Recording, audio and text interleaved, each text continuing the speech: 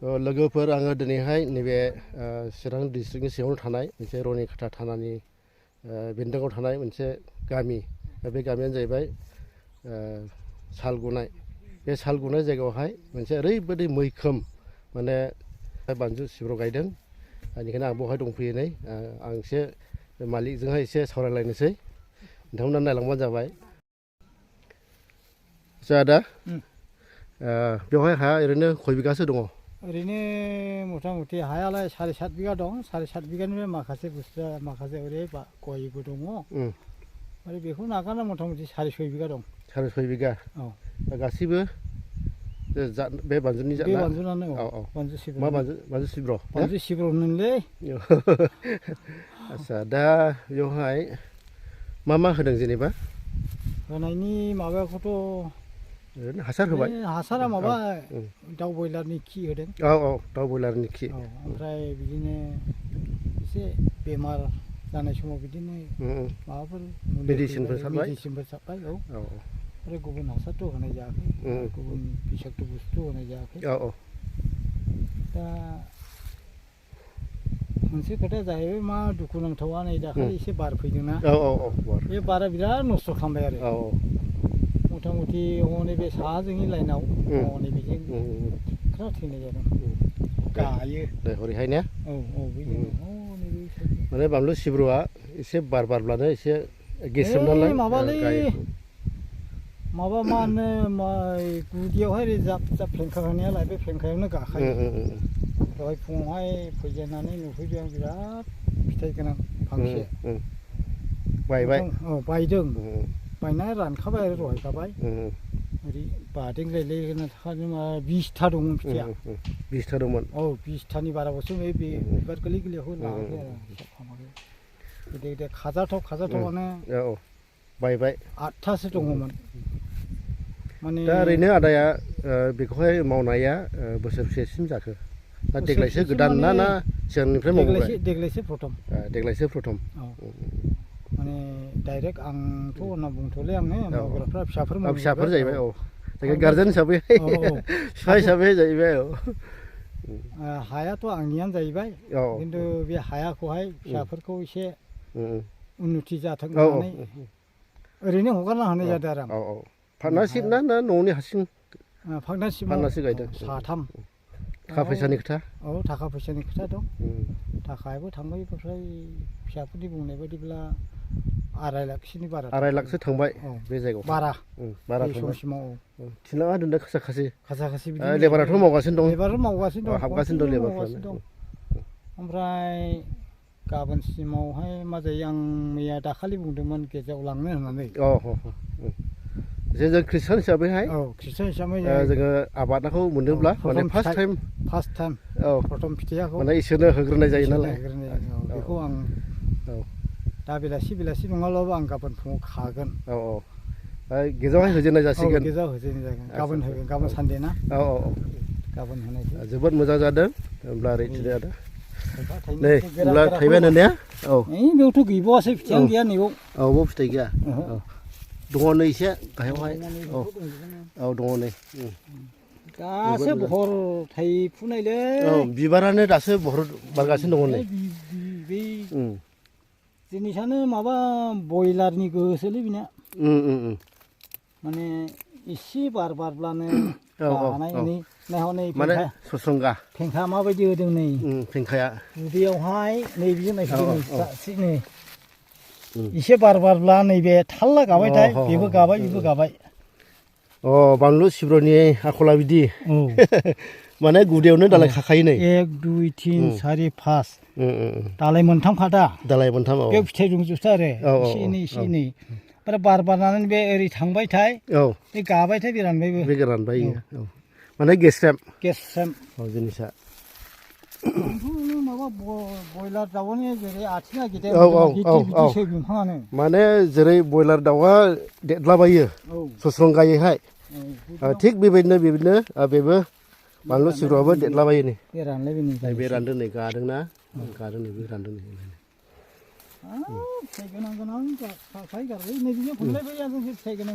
हरैहाय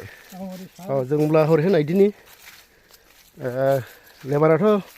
सोलिगासिनो दं दा ने लेबारा जोंनि महिलाफोरखौ लादों 6-7 जन दं 7 जन दं औ। ओमफ्राय हौवाफ्रा हौवाफोर साब्रै 6 जन हौवाफोर माने बिसोरो बानलु फुलि जावायनोहाय माबा औ बानायगासिनो दं बैसोर मा बानलु फुलि जावायनो बानायदों बै सालामनि ओमफ्राय ओरैहाय बे नैबेबायदि दुदुं सोंगासिनो दं सानै औ आदिबासिफोर औ लकेलनि गोजा मावग्राफ्रा लकेल गोजा ने लकेलनि जायगानि मानसिफोर होमब्लाथ' आदा बे बानलु सिब्र'खौ गायनानै गोबां 10-12 जनसो मानसिफ्रा थांगासिनो दङ लेबार मावनानैहाय रानिं मावगासिनो दं होमब्लाथ' ओमफ्राय नैबे साननैसोआवहाय एसे बांसिन लानाय जादों आरो औ माने नैबे बुस्थुनि थाखायनो नैबो गालायदों गायो नै गाबाय नै बिबारा नायदों ओमफ्राय ओरैनो बारगासिनो दङ नै दुखुनांथावनै बार फैबाथाय गायो बानलु सिब्र'आ बिजौआ जेसेनो बिजौ एसेनो बिबारा बारानो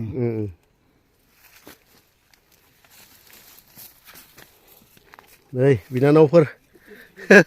खामानि मावगासिनो दङ नै ओइया मादै हनै बोरैबादि सान्दुं गोसाब्लाबो मावगासिनो दङ नै दिरुं खादों ने औ दे मावगासिनो थादो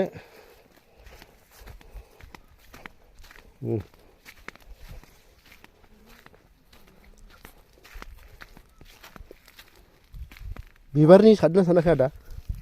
बिबारनि दाखालि सारदों बिबारनि सारदों दा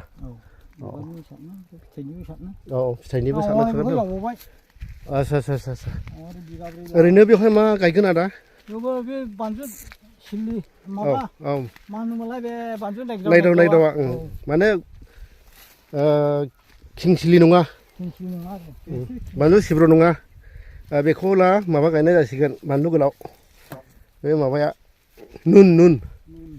होननानै बुङो ओरैहाय गासिनो थानायजोब नालाय बिराद थाबायनो जारला जाबाय नै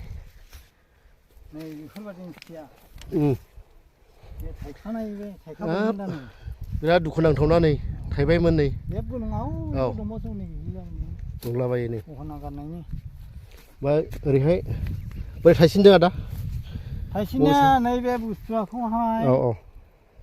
गदाय हा गोरान हिसाबै बेजों गदाय गायदोंमोन गदाय गायनो होननानै बेजों गायग्रोदों ओमफ्राय बेजों गायग्रोनानैहाय फुलिया गोरलै गोरलै जाबाय दा ओमफ्राय बेजों गायफैबाय ओमफ्राय दानि बेजों गोबां जाबाय ओमफ्राय बेजोंनो गाजोब्बाय नै गेसजों नुलायखाबाय गाबायथ' नै ने फिथाइयाबो दङ होननाय माथो नै रानजोब्बाय नै बे बारनि फाव जाहैबाय बाराबो दंफां लाइफां बायले एसे फैयाखै माने गेस्रेमखा जाहैबाय दा बिराद नै गिदिरनो बायबाय नै रुनखा बेयो नै फांसे दङ नै हनै बायबाय नै बेबो रानबाय नै बार बारनानै राननानै थाबाय गानानै थाबाय रानखायो गोनांथावा बेनो आरो मावबाय हाजासे ने थाखा फैसाबो गारबाय गैयालाबो 3 लाखआव दोनदो खरसा ओमफ्राय फानजेनो मोनथ'वाखै ने आदा दहायनो बुंखाबाय गेजाव होथ'वाखै खृष्टान हिसाबै गेजाव होगोन नालाय मोनग्रोनाय आबादखौहाय आरामसे जानो हाखाबाय जाजाखाबाय बियो खिन्थु गेजाव होयो हिसाबै माबोरै जासननाय ना माबोरै जासननाय इसोरखौ मिथिनानै मिथिबायदि जायोब्लाथ'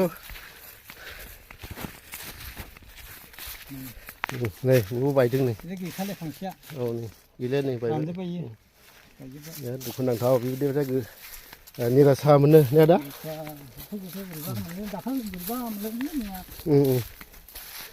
ओरैबायदि मोजां नै लोगोफोर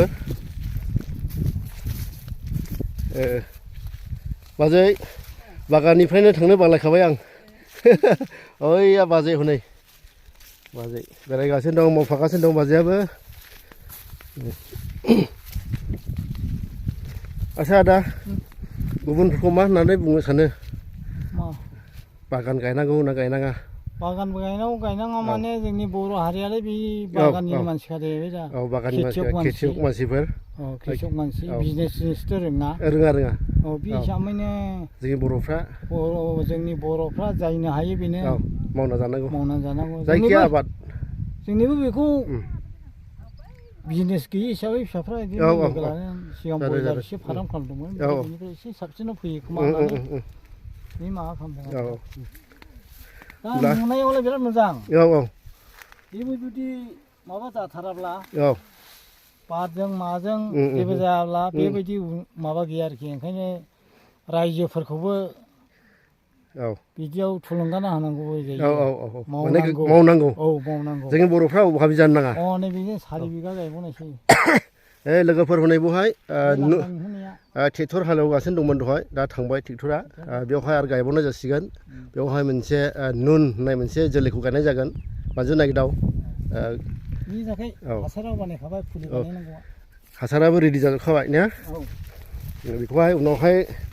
नोंथांमोननो भिडिअ लाबोनाय जासिगोन मेडिसिनफ्राथ' बेनो जाहैबाय नै ने माने हाग्रा थैनायनि नैबे हाग्रा थैनायनि बे हाग्रा थैनायनि बा नैबेबो ओमफ्राय बेफोरो फिथाइनि एम्फौ एनलानि बारजोफिन नैबे साननैसो माबाखौ हन्दाखौ बोखांनानै दोनथ'दों आच्छा दैयाखौ होथ'वाखै माने अखा हाखादों नालाय अखा हानायखाय होआखै दे मैयासो लांदों हन्दाया बेयावबो थांदों दा बेयावथ' नै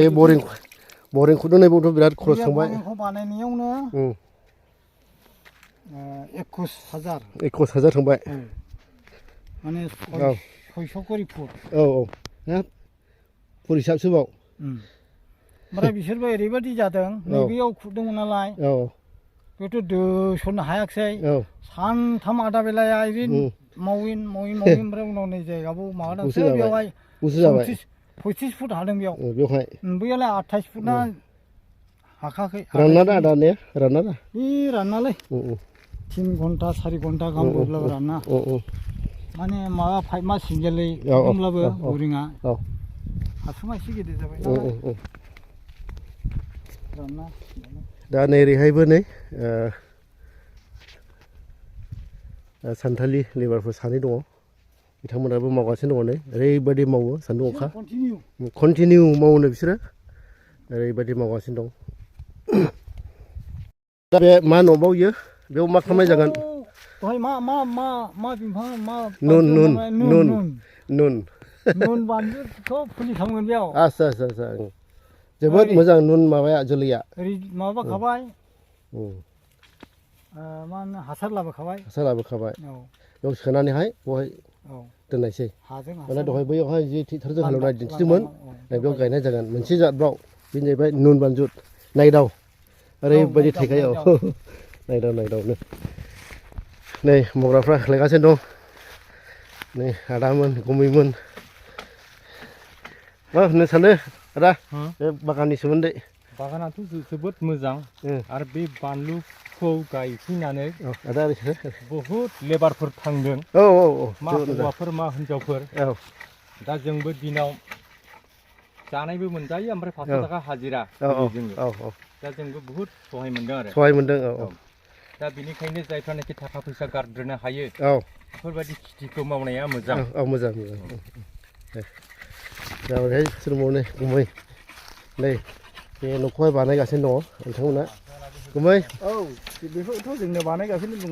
न'खौहाय ओमफ्राय बे बेरा दुमनायफ्राबो जोंनो बानायजोबदों जोंनि आखायावनो जोबखा बे हासार सारनाय मा सारनाय गासैबो जोंनि आखायावनो जोब नोंसोर मावजोबखादों जोनोम जाजेननायनिफ्राय जोंनो लास्टसिमावहाय ओमफ्राय जेनेबा हाजिराबोथ' जों गोगोम मोनजाखाबाय थांनायाबो मालिकफोरनिबो गैयालाबो 4 लाख 5 लाख बायदि थांखाबाय थांगोन दे